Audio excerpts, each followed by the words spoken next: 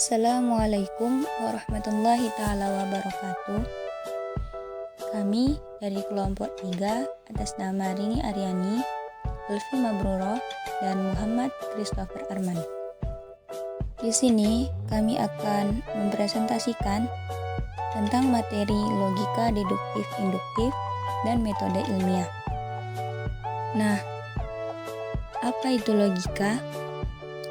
Logika menurut bahasa Latin yaitu logos yang memiliki arti perkataan. Sedangkan menurut istilah bahasa Arab, kata logika disebut mantik yang berasal dari kata kerja natako yang berarti berkata atau berucap. Lalu secara etimologis, kata logika berasal dari kata Yunani yaitu logos yang digunakan dengan beberapa arti seperti ucapan, bahasa, kata, pengertian, pikiran, akal budi, dan ilmu. Beberapa kutipan menjelaskan tentang pengertian logika. Yang pertama, pengertian logika dalam Kamus Munjid. Di sini disebut sebagai hukum yang memelihara hati nurani dari kesalahan dalam berpikir. Lalu yang kedua, kata mantik dalam buku Logic and Language of Education. Di sini disebutkan sebagai penyelidikan tentang dasar-dasar dan metode berpikir benar. Ketiga, Profesor Thayyib dalam ilmu mantik menyatakan bahwa logika merupakan ilmu untuk menggerakkan pikiran pada jalan yang lurus dalam memperoleh suatu kebenaran. Yang keempat, Irving M. Copy dalam Introduction to Logics berpendapat bahwa logika adalah ilmu yang mempelajari metode dan hukum-hukum untuk membedakan penalaran yang betul dari penalaran yang salah. Logika memiliki masa perkembangan. Yang pertama, abad Yunani kuno, abad pertengahan, dan abad modern. Abad Yunani kuno. Pada abad ini, Zeno dari Citium, pelopor kaum Stoa, disebut sebagai figur utama yang meletakkan istilah logika. Lalu seiring perkembangannya, logika dikatakan sebagai ilmu berkat beberapa karya Aristoteles. Pada tahap awal, Aristoteles menyusun logika sebagai sebuah ilmu tentang hukum-hukum berpikir untuk memelihara jalan pikiran dari setiap kekeliruan, dan pada tahap berikutnya, logika disebut dengan nama analitika dan dialektika. Untuk selanjutnya, pemikiran logika Aristoteles dilanjutkan oleh Theophrastus dan kaum Stoa untuk mengembangkan logika proposisi dan bentuk-bentuk berpikir sistematis. Lalu kemudian, Galeneus, Alexander Aphrodiseus, dan Sextus Empiricus melakukan sistematisasi logika dengan mengikuti cara geometri, yaitu metode ilmu ukur. Memasuki abad pertengahan. Pada abad ini, perkembangan logika masih berkaitan dengan konsep logika Aristoteles. Lalu kemudian, seiring perkembangannya, logika baru muncul dengan nama logika antik yang tumbuh berkat pengaruh filsuf Arab. Salah satu tokoh logika yang terkenal dalam Islam adalah Al-Farabi. Ia dikenal sebagai guru kedua setelah Aristoteles karena kemampuannya dalam memahami karya-karya Aristoteles. Al-Farabi memiliki kemahirannya dalam bahasa Greek tua atau bahasa Yunani kuno, sehingga ia banyak menyalin karya-karya Aristoteles dan ahli-ahli Greek lainnya dalam berbagai bidang ilmu. Pada abad ini pula, perkembangan logika sempat mengalami kemunduran, bahkan ilmu logika dianggap tak bernilai. Namun, pada abad ke-13 sampai abad ke-15, mulai muncul tokoh-tokoh logika seperti Roger Bacon, Petrus Hispanus, Wilhelm Ockham, dan Raymundus Lullus. Merekalah yang mengangkat kembali ilmu logika sebagai salah satu ilmu yang penting dan sejajar dengan ilmu-ilmu lainnya. Selanjutnya, abad modern. Pada abad ini, logika disibukkan dengan berbagai metode-metode ilmu logika yang dikembangkan para tokoh logika. Nah, Descartes melengkapi logikanya dengan analisis geometri dan aljabar yang mempunyai beberapa kelebihan, yaitu tidak menerima apapun sebagai benar sebelum diyakini sendiri bahwa itu benar. Ia juga memilah masalah menjadi bagian-bagian kecil untuk mempermudah penyelesaian. Selain itu, ia berpikir runtut dari yang paling sederhana sampai yang paling rumit, dan juga memiliki perincian yang lengkap serta pemeriksaan menyeluruh sehingga tidak ada yang terlupakan. Selanjutnya, hubungan logika dengan filsafat. Nah, jika dikatakan bahwa filsafat merupakan penyempurnaan dari logika, lantas perlu diketahui beberapa faktor minus dari logika yang dilengkapi atau ditambah oleh filsafat. Di antaranya adalah beberapa pandangan berikut. Pertama, logika sebagai instrumentalisme. Pada umumnya, logika dianggap sebagai instrumen untuk membuat intelijen tindakan yang terlibat rekonstruksi situasi problematik. Tindakan tersebut akan melahirkan sebuah proses yang simbolisasi dan proporsional. Yang kedua, logika sebagai formalisme. Di sini terdapat anggapan bahwa dengan mengikuti hukum-hukum pikir, maka seseorang dapat mencapai sebuah kebenaran. Lalu yang ketiga, logika sebagai universalisme. Di sini, keyakinan yang mengatakan bahwa pengetahuan yang merupakan hasil dari pekerjaan logika bisa mencapai derajat kebenaran universal atau kehidupan universal. Lalu yang terakhir, logika sebagai saintisme. Dalam menanggapi suatu permasalahan, seorang ilmuwan bukan hanya berpijak di satu jalan pikiran saja, namun juga harus mengalir dengan pola-pola yang teratur serta mengkaji dengan teliti segenap materi yang ia miliki. Macam-macam logika atau penalaran. Secara singkat, metode bernalar dapat digolongkan ke dalam dua bentuk yang tampak saling bertolak belakang namun saling melengkapi, yaitu induksi dan deduksi. Yang pertama adalah penalaran deduktif. Penalaran deduktif adalah suatu kerangka atau cara berpikir yang bertolak dari sebuah asumsi atau pernyataan yang bersifat umum untuk mencapai sebuah kesimpulan yang bermakna lebih khusus. Ia sering pula diartikan dengan istilah logika minor, dikarenakan memperdalami dasar-dasar pensesuaian dalam pemikiran dengan hukum, rumus, dan patokan-patokan tertentu. Pola penarikan kesimpulan dalam metode deduktif merujuk pada pola berpikir yang disebut silogisme, yaitu bermula dari dua pernyataan atau lebih dengan sebuah kesimpulan, yang mana kedua pernyataan tersebut sering disebut sebagai premis minor dan premis mayor, serta selalu diikuti oleh penyimpulan yang diperoleh melalui penalaran dari kedua premis tersebut. Contoh dari penggunaan premis dalam deduksi. Premis mayor, perbuatan yang merugikan orang lain adalah dosa.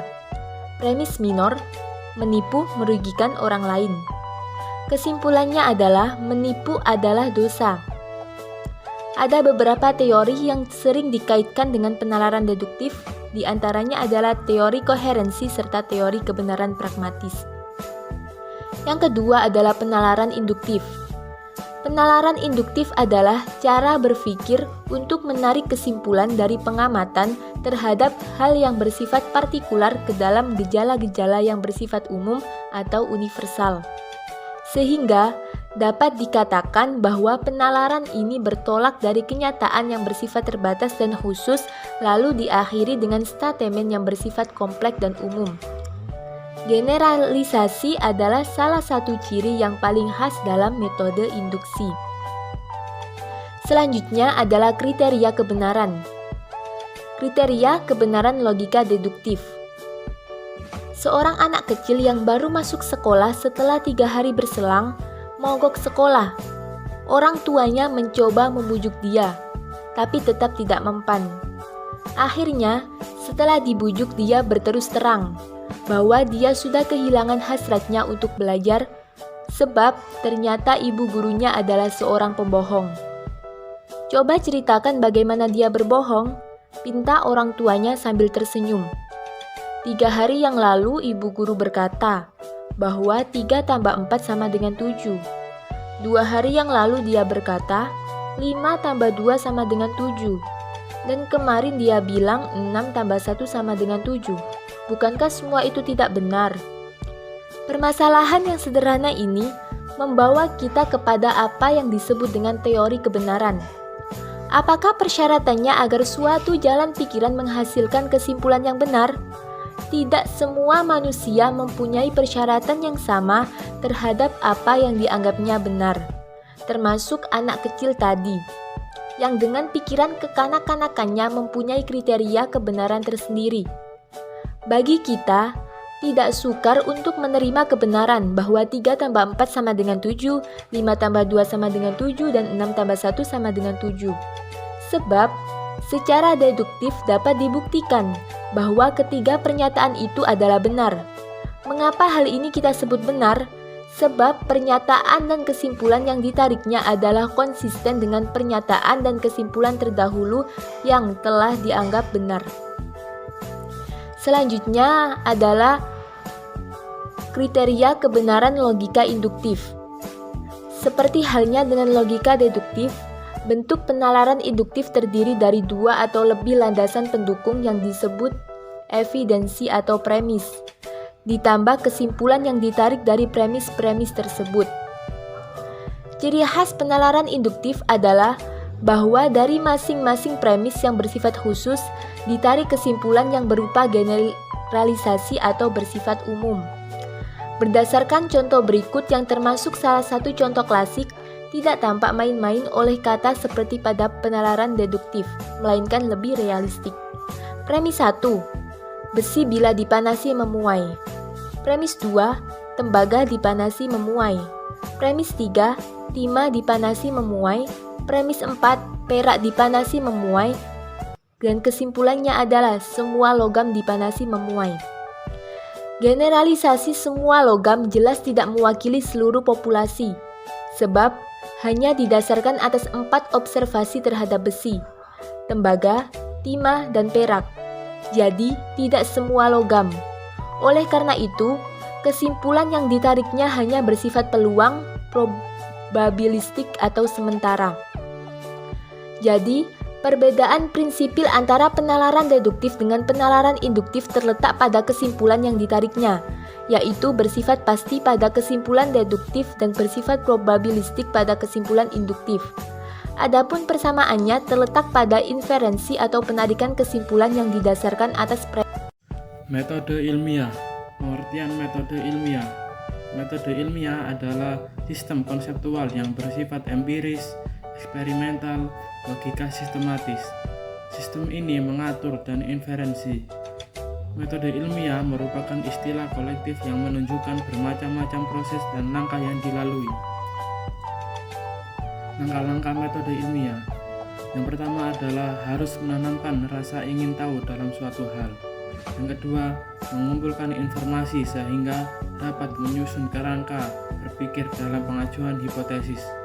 Yang ketiga, perumusan yang merupakan jawaban sementara atau dugaan terhadap pertanyaan yang diajukan, yang materinya merupakan kesimpulan dari kerangka berpikir yang dikembangkan.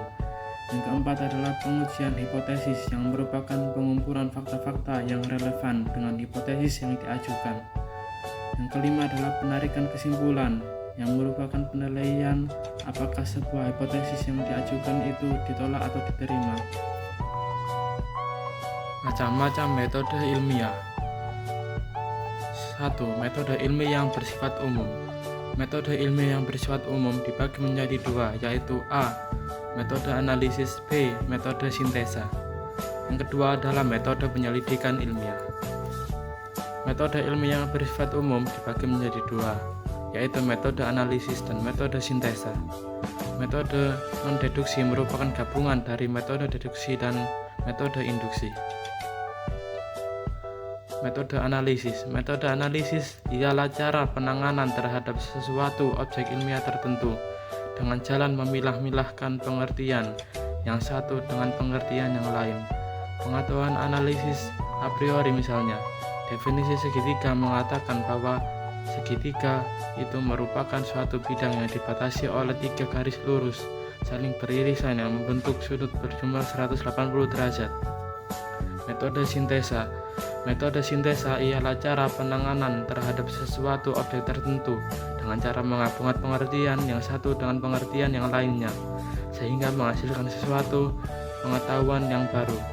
Pengetahuan sintesis a priori misalnya, pengetahuan bahwa 1 ditambah 4 sama dengan 5. Yang kedua adalah metode penyelidikan ilmiah.